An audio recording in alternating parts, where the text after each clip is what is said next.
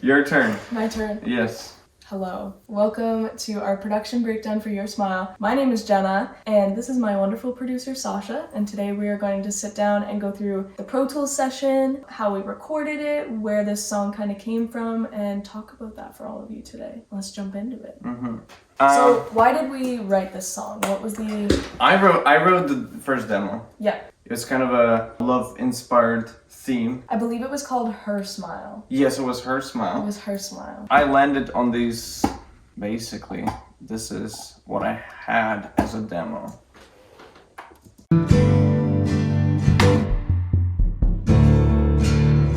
And I had my own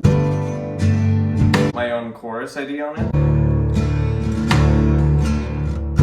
But I gave it to you, so you can do something better that I can do. I think you basically wrote the whole song to the loop of this. I did. And it existed like that for almost a whole year until we decided that one other song that is coming out next is not gonna come out first. That was basically the motivation to finish this song. Yeah, if you thought this one was full of ear candy and, a little bit complex, next month, get ready. But let's go through like from top down what I have. Let's start with the drums. So here's the original drums, what it started with.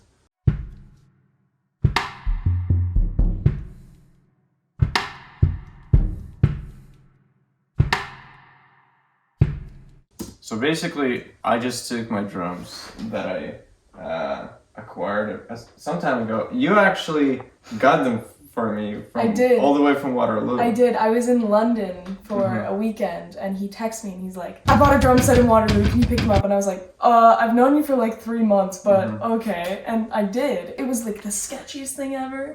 Like an alley, I drove up to the alley and this guy like opens the back door and he's like, you're Jenna? And I'm like, yeah, like bring me the drums, and we like stuffed them into my car and I drove all the way back. So it's a vintage Premiere kit and you can see it in the background somewhere. It's scattered. The problem for me was that I lived in a different place and I didn't have all the hardware for the drums. So what I did is I played every single drum separately. So I played the kick drum with my mallet, I played snare drum with the stick and like obviously the two toms separately. Because I couldn't play all of them together. I didn't have enough microphones, I didn't have like the beater and whatever, so I just played it separately. And I think the thing that people recognize the most, and some people think it's the bass, it's the toms. Yeah. With mallets, right? Yeah, I think you can even hear me breathing. You can. You totally can. So with those drums, you can hear a whole bunch of room sounds in the kick drum, little movement and everything. So yeah, that's basically it. That's how it started. I think it was kind of a surprise to people that when I was telling them about this song, that one, the music that we've made so far is not very drum heavy, and people are expecting like some indie rock from me, and to kind of show people that like this is the songs that I write, and then if I drum on it, cool. If I don't, doesn't matter. It's not like a make or break thing for me. And Sasha also drums, so it's kind of hilarious that it's just like two kind of drummers making a bunch of music together. That is not a drum heavy music. Yeah, that is very like subdued drums. I think as a whole, when we started writing together, it was never really driven by this like heavy, impressive kind of music. No. It was always driven from a deep conversation and transferring it into this very melancholic state. For sure. And we did a song together back in the end 2020 that I released in 2021. It was a great project. No, don't want to listen to it right now, but we did a song then, and I think a year later, 1.5 years later, we decided to write something together. And I would say what it retained from then is this melancholic, dark vibes. So that didn't change. For sure. But going back to the drums, for the final chorus, it felt like it could grow much more. So what I did is I added some cymbals. Funny enough, this ride cymbal is from that album that we recorded together at Metalworks. Yes. In 2020. So I took the right cymbal loop. And you can hear that it's stretched and it's weird and everything. In the context, you don't really hear it. No. And then I recorded China, Crashes, so...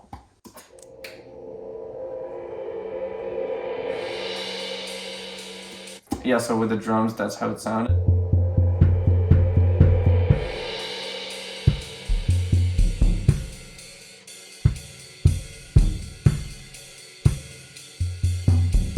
But it still didn't feel like a drum kit. And I never recorded a drum kit. What I did is I recorded a snare drum in the closet of my parents because I was away. I think this was like a month and a half before release, too. Yes. We had the date set, and we were like, he sent me kind of like one of the final production mixes, and I was like, okay, I love it, but I feel like we can build more in the last chorus. Like, I want it to kind of punch a little better. And he's like, got a closet, got a snare drum, let's make it work.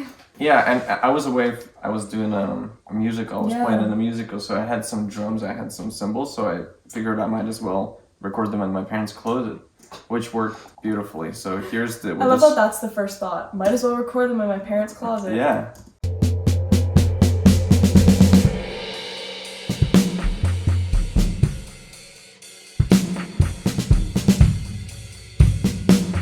Yeah, I added some samples, whatever, just to reinforce it, and I also recorded brushes because it felt fitting right here. It makes it feel so much fuller. Like once you sent me this, I was like, okay, yes. This hits so much harder. Yes, and the whole drum set at the end sounds like this.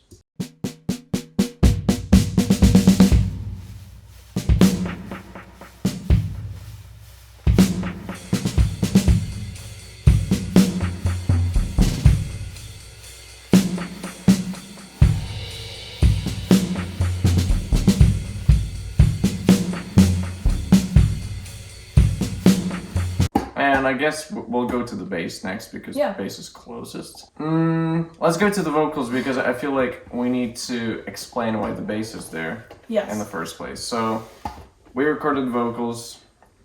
Multiple times. It was a few times, yeah. I think you recorded a demo vocals. I did. Without me. And then we recorded the vocals together and that was it. 2 times. And your smile is not what it used to be, and time stops when you open up to me. You think that you can hide from me. I'm the only one who sees your smile. That's how vocals sounds like. But here's the background vocals that inspired the whole bridge section, if you will, the a cappella section. So here it is. What it used to be, and time stops when you open up to me. You think that you can hide from me. I'm the only one who sees your smile, your real smile. So I added harmonizer to that as well for the a cappella part going into the final chorus. So your real smile adds a little bit of weight. Brighter than all of my dreams. I can't believe that I'm catching feelings. This boy might be. This was one of the longest vocal recording sessions we've done because I remember sitting at the piano and like I can hear higher harmonies really easily, but he was like, sing a lower harmony. I'm like, okay, I'll try. And I just kind of music theory nerded out and just started playing around on the piano. And in between takes, I'd have to go back, play the melody of the lower harmony, and then turn around and sing it. So I think it took a lot longer than we expected, but the like final impact is just so worth it. It was gotten through work. But that's where the bass inspiration came from. So like, Can't believe that I'm catching feelings. This boy might be the death of me. I would die happily for your smile, your real smile.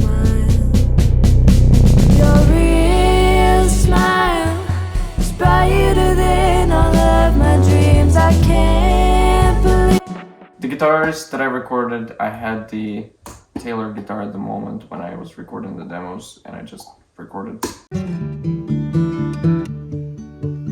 What bothers me specifically? You know what, I'm not gonna say because it's gonna bother everybody else. But this is the guitar. I know.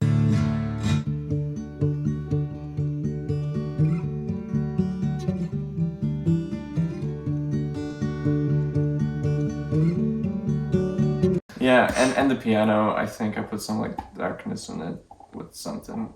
Oh yeah, with something.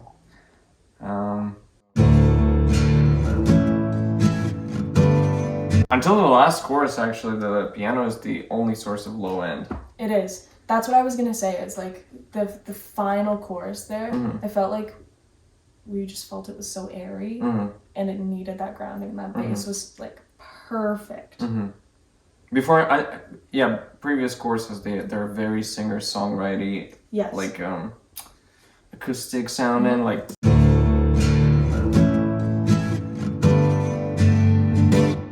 It's beautiful.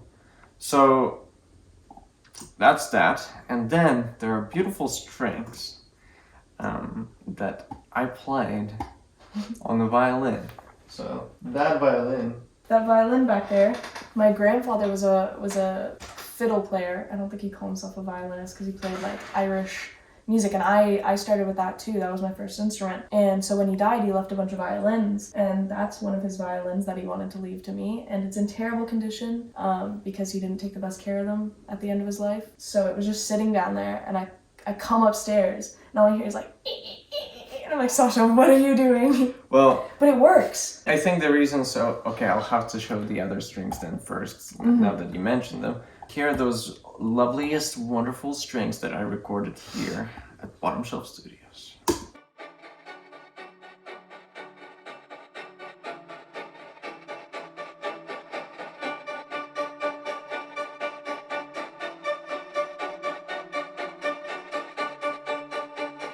Which, honestly, not that bad. No.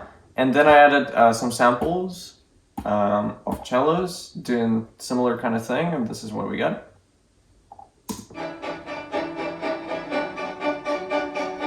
So without mice playing.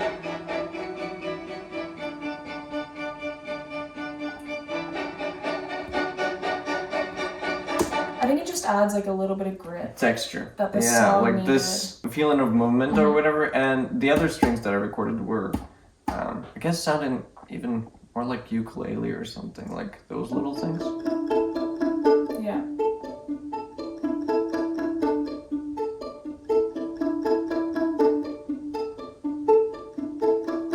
To me, this sounds 100% like a violin.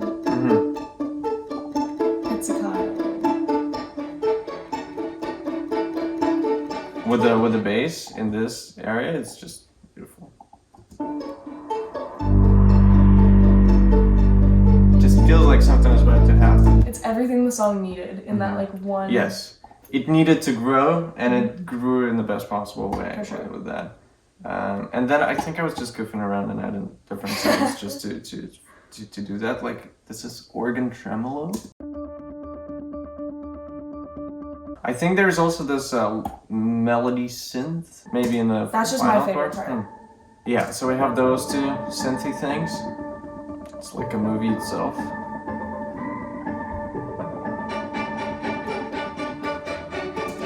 And then we have things. I called them things. This is a funky strings. What are those?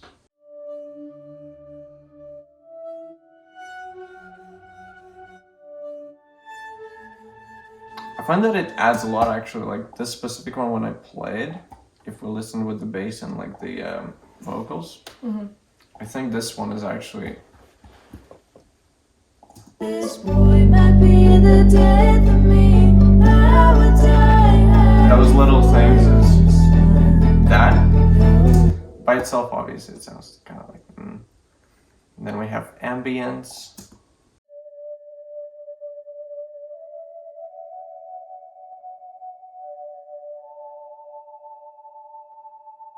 And then I felt like, what is that song by 21 Pilots? Ooh. Be gone for you. No chances. No chances. Oh, Yeah. hey, Murph. Someone has joined. It's been funny because Murphy's still a kitten, so hearing him, like, we'll be doing vocal takes, and sometimes we'll have to stop because he'll have zoomies, and you'll hear just like this like loud meow, and sometimes you can hear it in the recording, and it's one of my favorite things. Yeah, Murphy's nice. He's the studio cat. Yeah, but that snare synth, it appears in the bridge part as well, to replace like the main snare, but kind of give the essence of it. This boy might be the death of me. I would die happily for your smile, your real smile. Your real smile is brighter than all of my dreams. I can't believe that I'm catching. The strings just sound real here, like it doesn't sound, I would die happy for your smile, your real smile.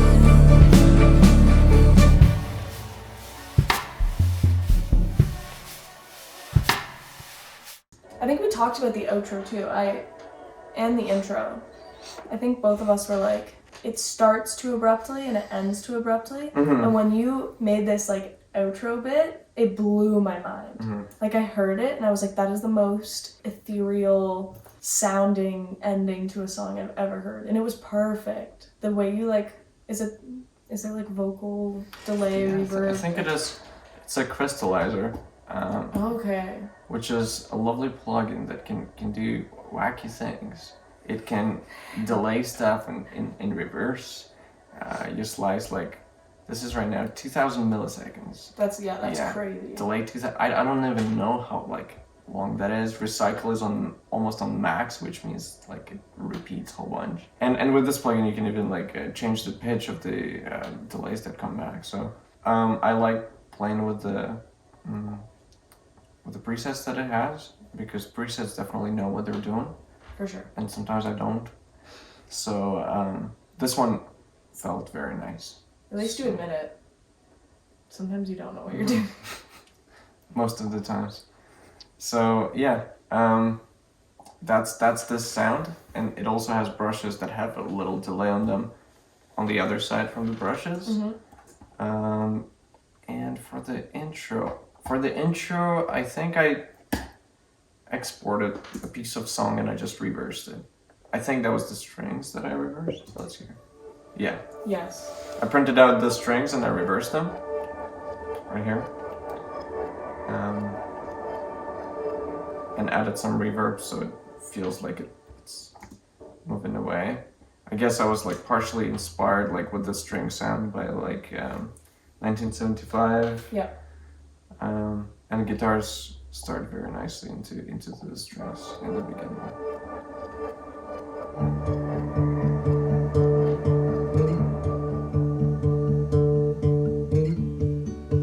Yeah. That's pretty much it.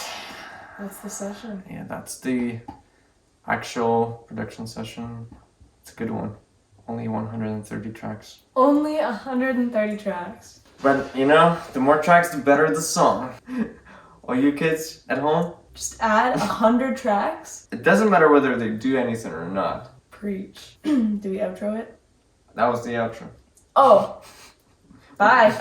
Your real smile is brighter than all of my dreams. I can't believe that I'm catching feelings. This boy might be the death of me. I would die